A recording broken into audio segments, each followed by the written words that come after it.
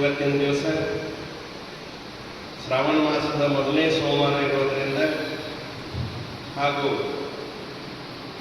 ನಾಗರ ಪಂಚಮಿಯ ಹಬ್ಬ ಇರುವುದರಿಂದ ತಮ್ಮೆಲ್ಲರಿಗೂ ನಾಗರ ಪಂಚಮಿ ಹಾಗೂ ಶ್ರಾವಣ ಮಾಸದ ಮೊದಲನೇ ಸೋಮವಾರದ ಶುಭಾಶಯಗಳನ್ನು ತಿಳಿಸುತ್ತಾ ಇವತ್ತಿನ ಈ ಕಾರ್ಯಕ್ರಮದ ಸಾನ್ನಿಧ್ಯ ವಹಿಸಿದಂಥ ಷಟಸ್ಥಲ ಬ್ರಹ್ಮಿ ಡಾಕ್ಟರ್ ಅಭಿನವ ಘನಲಿಂಗ ರುದ್ರಮುನಿ ಶಿವಾಚಾರ್ಯರನ್ನು ತಮ್ಮೆಲ್ಲರ ಪರವಾಗಿ ಗವಿಮಠದ ಪರವಾಗಿ ಅವರ ಅಡಿದಾವರಿಗಳಿಗೆ ನಮಸ್ಕರಿಸುತ್ತಾ ಸ್ವಾಗತವನ್ನು ಬಯಸುತ್ತೇನೆ. ಅದೇ ರೀತಿಯಾಗಿ ಮುಖ್ಯ ಅತಿಥಿಗಳಾಗಿ ಇಂದಿನ ದಿವ್ಯ ಸಾನ್ನಿಧ್ಯ ವಹಿಸಿದ ನಮ್ಮನ್ನ ಬೆಟ್ಟಾಡ ದೇವರು ಹೆಸರುವಾಸಿಯಾಗಿರುವ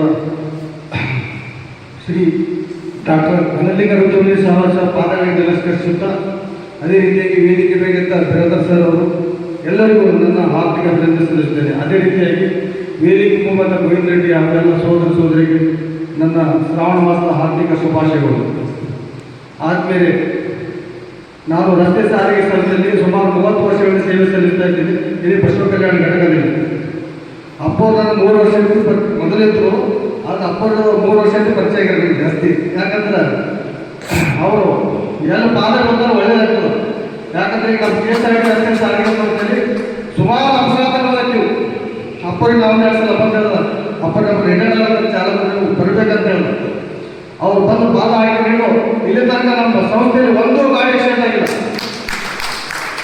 ಇದು ಖಂಡಿತ. ಯಾಕಂದ್ರೆ ಪೇಪರ್ ನೋಡ್ತೀವಿ ಇವತ್ತೊಂದು ಆಗಿ ಬೇರೆ ಇರ್ಬೋದು.